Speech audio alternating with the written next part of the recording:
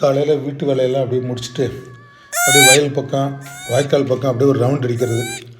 அப்போ போனோம்னா அந்த மயில்கள்லாம் ஏராளமாக அப்படி பறந்துட்டு இருந்தது. வழியிலலாம் நண்பர்கள்லாம் கொஞ்சம் அப்படியே மீட் பண்ணிவிட்டு அப்போ தான் பார்த்தா வயலில் வந்து வெங்காயம் நாற்று அப்படியே பிடிங்கிட்டு இருந்தாங்க. நான் போய் பார்த்தேன். சின்ன வெங்காயம்லாம் நல்லா மீடியம் சைஸுக்கு ஃப்ரெஷ்ஷாக அப்போ தான் பிடிங்கிட்டு இருந்தாங்க. அப்புறம் அந்த வெங்காய நாற்று பிடுங்கணுன்னா அந்த கட் பண்ணுறது பார்த்திங்கன்னா ஒரு வித்தியாசமான ஒரு கருவியில் கட் பண்ணுறாங்க. சரின்னு பக்கத்தில் போய்ட்டு அந்த பாட்டிக்கிட்ட விசாரிக்கிறப்ப தான் சொன்னாங்க, இந்த ஆக்ஸா பிளேடு வந்து கடையில் வாங்கிக்குவாங்க.